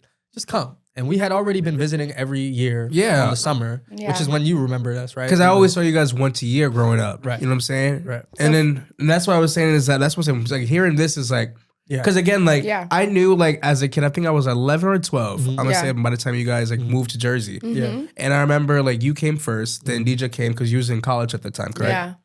Right? Yeah. And then I remember just I was like, I remember you came first, and I remember I just thought to myself like, why would they want to come to Jersey? Yeah. You guys are like I said, you guys are living Right. like the Yeah. LA life and stuff like that. And I We always were remember looking because for a again, I change. was 10 Yeah. when I first went to LA for a full week. When I stayed with you guys, your mom and dad. I remember Yeah. your dad gave me and my sister $100. He's like, here's $100. So I was like, $100. $100. You know, this is 2007. I'm thinking I'm about to meet Hannah Montana. Nickelodeon That was the whole Studios point. was right down the street. You took us to Club, Nickel too. and Sunset. You took us to Universal Studios. So in my mind, I'm thinking that to was myself, the neighborhood. why are you would coming to wanna Jersey? leave? Yeah. I was running for my life. Yeah. I was running for my life. I was Yeah. scared for my life. Yep. And We were looking I didn't for know who my peace. father was anymore. We were looking for peace. And you guys represented to us love, peace, Yeah. harmony, Yeah. family that we never had. Yeah. You know what I'm saying? So it was also an opportunity for us to get to know this family we never got to know. Again, yeah. We were only here for a couple of weeks out of the year, every year on the summer. It was you a know? time for us, I feel like, to like reinvent ourselves and Get like to know who we are as rediscover individuals. who we are. Yeah. Instead of a family unit, because our Yeah. family had broken up, right? Yeah. So it was a chance for me and DJ to realize and understand and become who we are. So how was it like? Because again, for me, like when I moved to California, it's so different. It's a cultural shock. Yeah. So how was it coming to Jersey? It was a big shock. Culture it was a lot shock. slower. But the thing I said, like, total culture we have a shock. big family, and they welcomed us with open arms. Every time we went somewhere, it was love, love. We would go to Brooklyn. We got family in Brooklyn. It's just love Yeah. from these people I barely knew and Yeah. only saw in pictures. And they were giving me hugs and kisses. And we were taught not to trust anybody, not to get too close to anybody. Yeah. Don't let nobody touch you. So we still kind of had that vibe. It took a while for us to get comfortable and realize we're safe. It was what weird I'm to saying? kind of just get so much unconditional love from That was very everybody. strange. Yeah. It's still strange to this day, if I'm being honest. You know, so Yeah. so basically moved in at my grandma's house, right? Which was a blast. at Grandma first. and grandpa's house. Yeah, Shout out. 'cause, to them. Grandpa. Shout out grandpa. Rest in peace, to Grandpa. the God. You know, and he was also an entrepreneur too, as well. So that influenced some of my mother's life. But yeah, it was a beautiful time because I was welcomed with open arms. They were happy. You guys were happy to have us here. You know, Yeah. I finally got to spend some time with you. You know, who I love. You're one of my favorite cousins. You know. Yeah. And so that was beautiful. Dustin lived down the street. It was the Yeah. first time we were able to walk around in a community Yeah. and trust the people Yeah, we were around. going from we always to my lived in a cousin's city house. until come to live in like Where you a can't suburb. go anywhere. In LA, you can't I go feel nowhere. like we, got- you know, grandma's house is like a suburb. Yeah, it's the suburbs. Yeah. It's totally a suburb, and we didn't get to experience that. You know, we got walking to slow around down without somebody like our parents there, you know, being able to walk to our cousin's house, Yeah. play video games, like just stuff like that. Yeah. Hanging out with you guys, just you know, with your parents that weren't all up in our business. And we I just want to got say, like, we grew up really fast with all this, you know, the club, the this, the that. It's like, I feel like coming to New York, New Jersey was a time to kind of Get grounded. slow down and Get kind of grounded. get back to our childhood in a way where we could have we fun. missed out on the family vibes. The family yeah. life. And we also- found that with our cousins and our aunts and our uncles. which is amazing. Because I right? always realized you was working. Just Yeah. like hearing you speak, like as a kid, I can't imagine like on the weekends, can you go to your friend's house or No, something like that? can't do You're shit. working in the I club. was also, No. we also grew up very sheltered. You know, if I didn't say Mm-hmm. that before, we grew up very sheltered, right? It was just Yeah. our family unit. People would look on the outside and be like, "Oh, you had these amazing experiences." Yeah. But I couldn't go to a friend's house. I and had talk no about friends, it or go, You know, yeah. the only reason Deidre was able to have a social life because she was in the school where they were very social. Yeah. She would go to, you know, her classmates' houses and stuff, and these gigantic mansions in Brentwood and stuff like that. Whereas I couldn't, right? I mean, it just wasn't something that I could do. Yeah. But again, being so young and then also you're running away from your father Mm-hmm. and then it's you, your sister, and your mom at grandma's. Yeah. Like for how long? How long guys were like living at grandma's? A good amount of too long. A good time. Before we moved to New York. Yeah. So here's the thing, right? So like I said, it started wonderfully, right? We got there and I was this cute kid and they were just happy to have us there, right? And then it quickly turned into you're a grown man, you need to find a job, you need to do some chores around the house. And it used to be my grandfather. I always joke about this. It used to be my grandfather who was the one that was doing most of the housework and the yard work, right? Yeah. My grandmother would leave a honey-do list. Honey, do this. Honey, do that. Honey, do that. I was too Yeah, young yeah. to do it anyway. Yeah. Lucky you, right? Yeah. But I Enter always- Jahmaal I at the joke- right time. I Yeah. joke Right, and I perfect call my time. grandmother's house the plantation, right? Looking back, it was a good thing. We needed maybe a little bit of structure and stuff. Yeah. But looking back, it was just a lot of hot, sweaty work going Yeah. on in the backyard that my grandfather didn't have to do anymore. And that New Jersey humidity is not It's something ridiculous. we're used accustomed to at all. At so all. that was a huge thing. Yeah. Those summers were long and hot. hot. So I was out there feeling like a slave, like a house, like a yard. What do they call it? Yard nigga? No,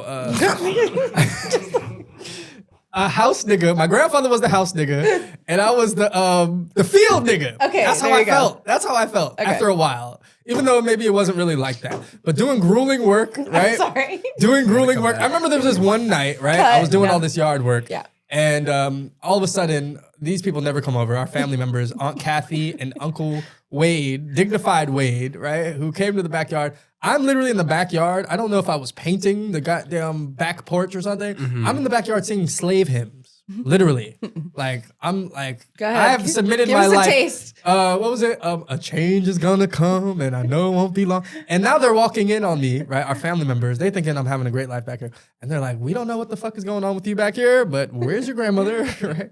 So that was that, right? And anyway, it was a beautiful time. Also, our grandfather passed away. I got to get to know our grandfather. Yeah. Got to get to know my grandmother. You know, before they were just faces in a photo album. So Yeah. that And was you only amazing. saw them like what once every year for That like a was it. week, right? Once every Barely, year. like Yeah. every other year. Yeah. And yeah, we got to spend some amazing time with Yeah. family. You Absolutely. and your sister and Yeah. you know, your mom and dad.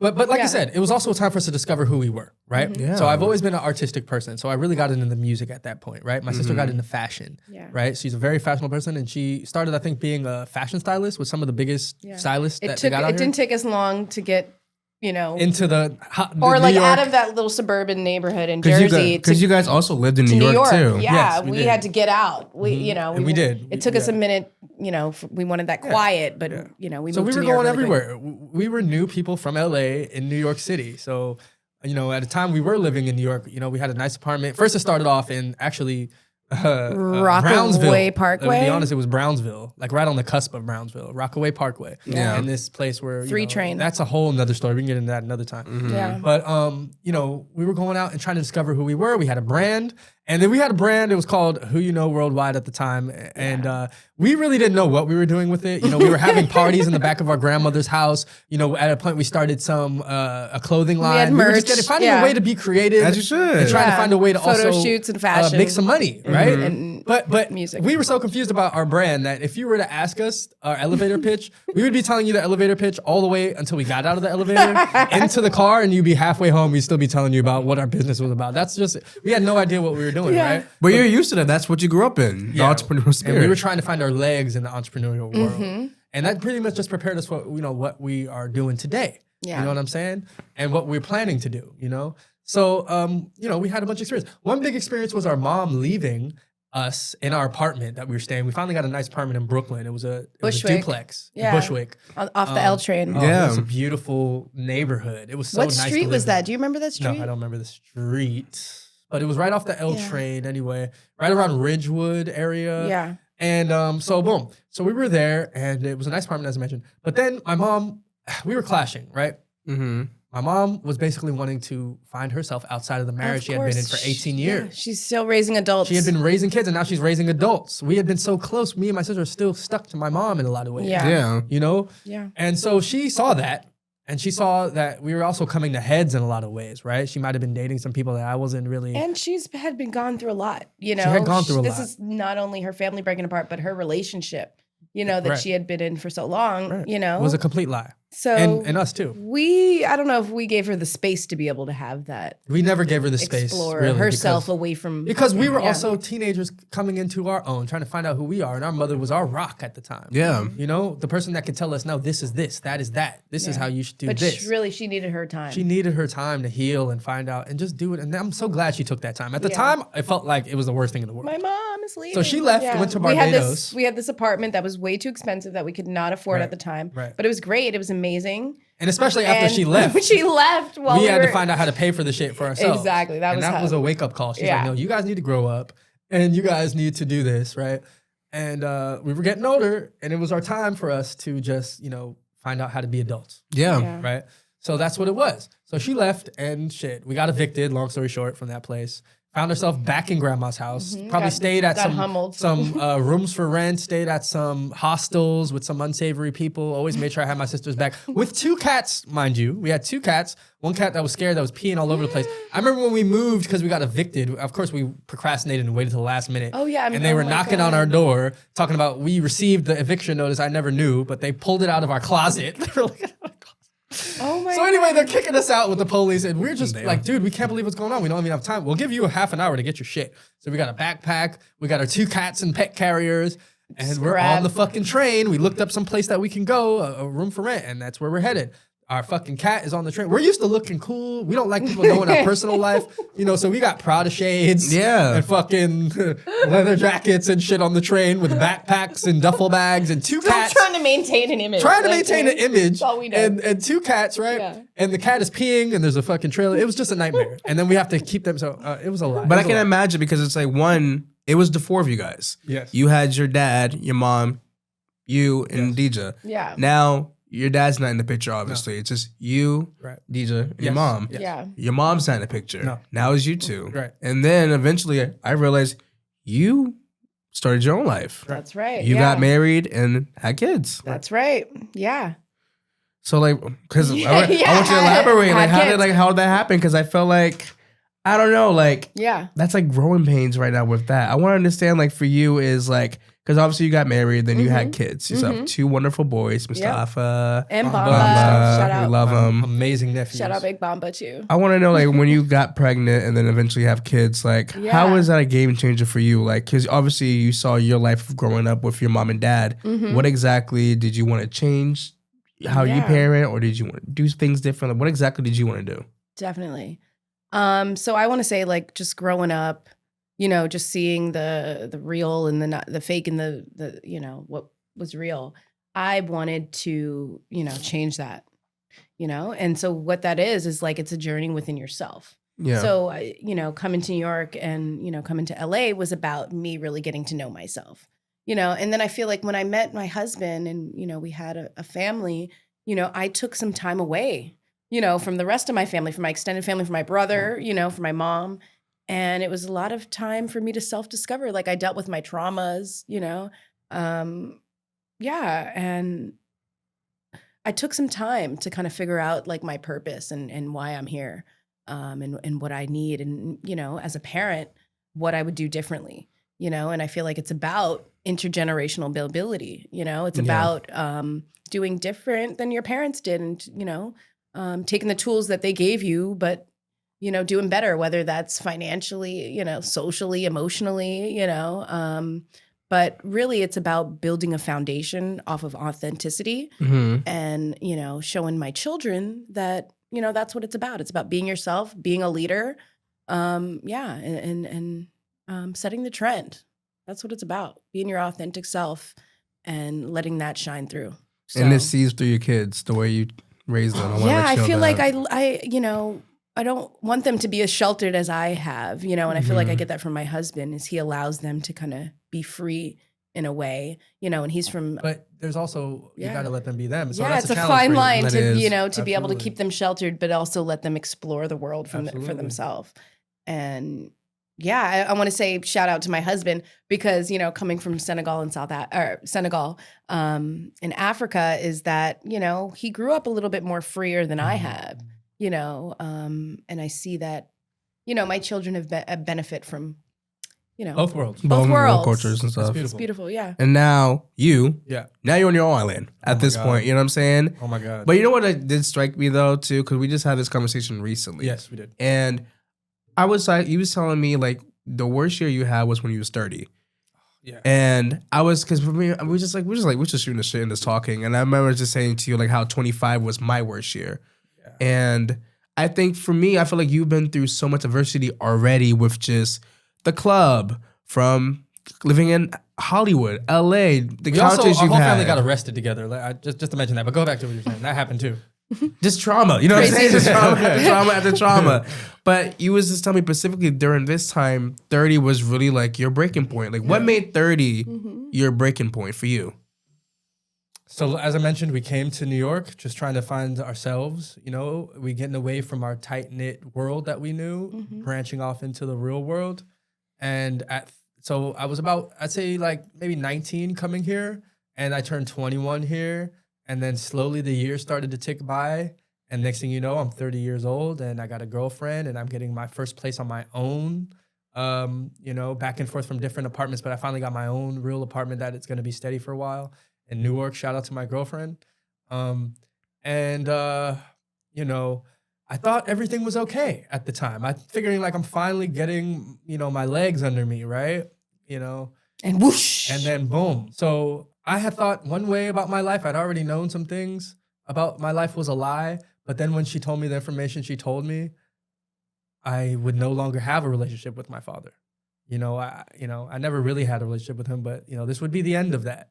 And as a young man, how I still felt at that time, you need your father, right? Yeah. To help you walk you through life and give you certain things. So I didn't have that. But at the same time, I didn't really deal with my trauma at the time. It was about making sure my sister and my mom were okay. You know what I'm saying? Because that's who I felt like I had to be. I had to be the man now.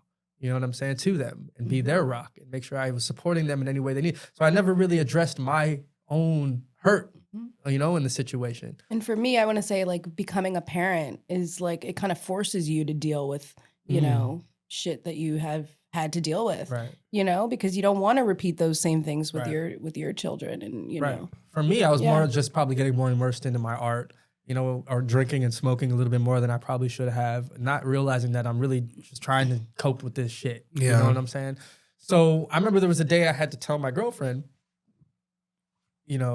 who's an amazing soul and very understanding and the perfect person I could have been with at the time for that. And so many other experiences in my life. God just puts people in your life and you don't know why they're there. But she was there at the right time. And she's the person that I needed to be.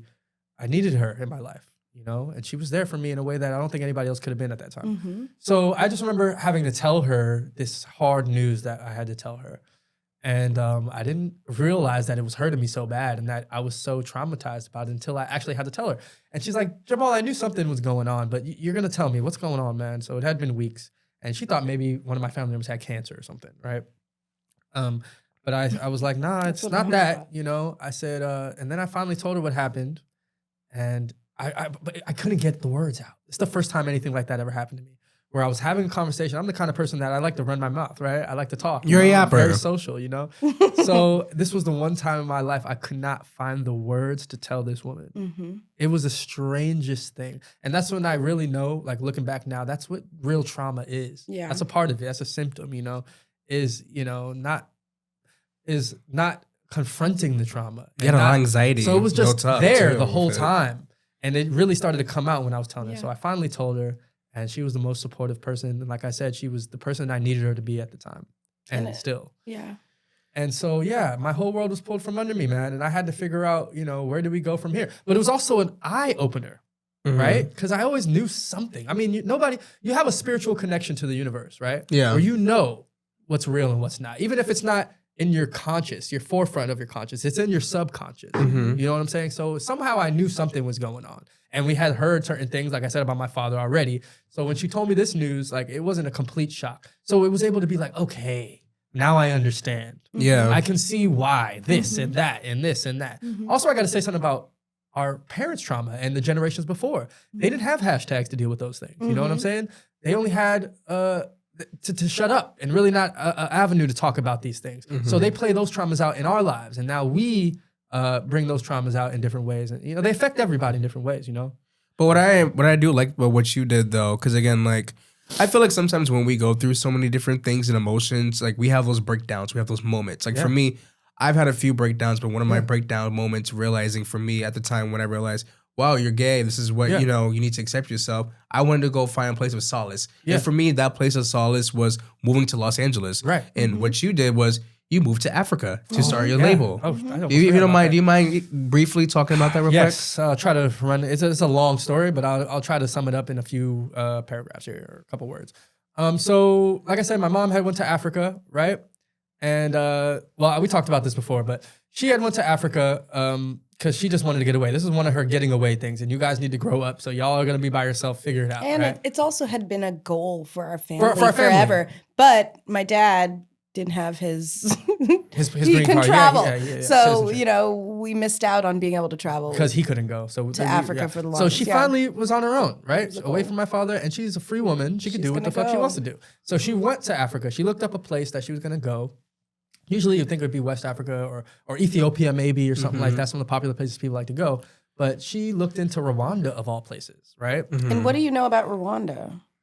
Do you know anything? Most people would know Hotel Rwanda. That's all I know from. That's from the There was movie. a genocide that happened there between the Hutus and the Tutsis, right? It was a horrible genocide. I think at least over a million people died there, were killed. And so I'm like, Rwanda? But then she hit me to it. She's like, look, man, this is one of the cleanest places in Africa. Yeah. They have a lot going on as far as how they moved from their trauma, to healing. And they're a nation of healing people. Yeah. And if you ever want to know what a nation of healing people look like, Rwanda is the greatest place to go. It's true. You know, because that's exactly what it is. Yeah. These people, you can tell the trauma's still there. It's still very raw, but they have a way of dealing with it that also shout out to their government and some of the policies they put together. Very interesting things they've done there to bring the communities together. Yeah. Right? Very controversial, but it's working, you know? Shout out to the president there. I forgot his name, unfortunately. But the people there are beautiful people, right? But they have trauma there. So anyway, my mom went there to check it out, right? She was only supposed to be there for a few weeks. Right? Yeah. Come to find out, she's overstaying, right?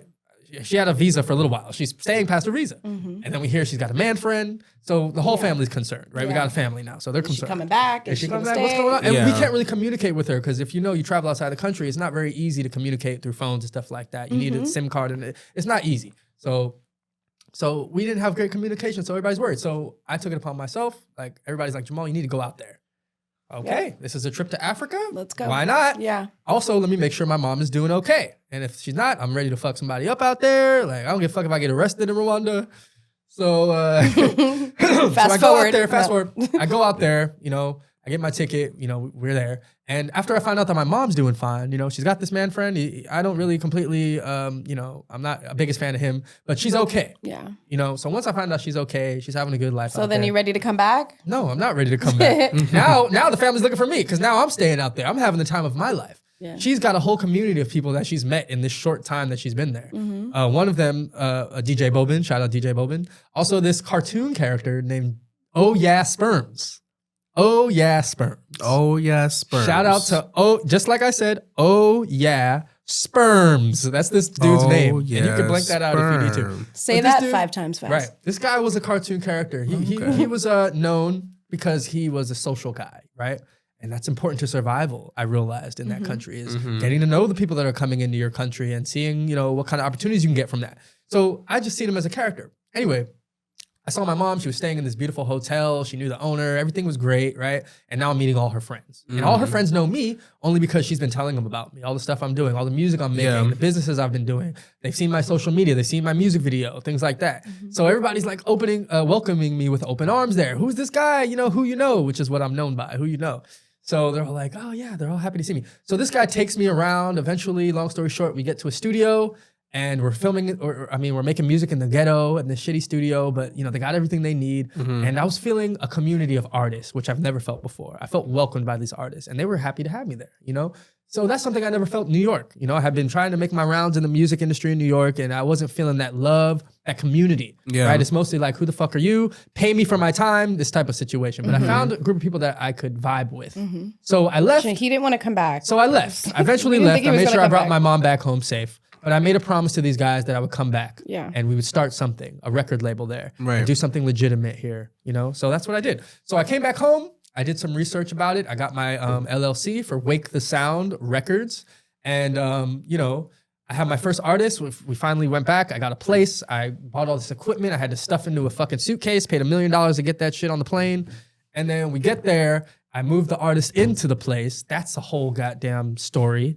And my main artist that I was working with at the time, I'm not gonna say her name, she had a parent that was Tutsi, one parent that was Hutu. And the mom was hiding during the genocide. She was hiding Tutsis that were getting genocided in the closet of her house while her father was out committing murder. Wow. So that's the dynamic she had. And just to give you an idea of the people that I'm working with and the trauma that they had. So, you know, we started a record label, made some amazing music. And that's a huge story I'd like to tell at some time, you know? Yeah. I know. But listen, guys, so we don't have that much time right now. But I definitely wanted to say thank you both so far for coming out here. Absolutely. I do want to do quick final thoughts. Yes. Yeah. Like under a minute for you guys, if you Yes. don't mind. Like, how do you feel right now? I'll start with you, DJ. Like, how do you feel? Yeah.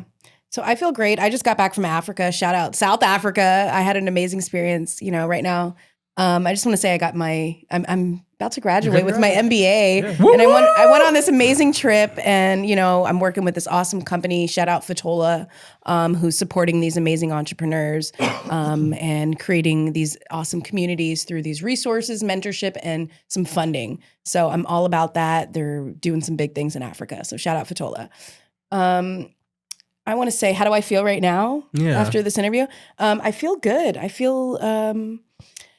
I feel good like I'm able to share, you know, a little bit of, you know, what we've learned throughout our journey. And throughout our journey, I feel like our journey has been short, but it's been very dynamic, you know, and we've traveled a lot. We've been able to experience a lot. But I think right now what, you know, my key takeaway is it's about authenticity, you know, once again.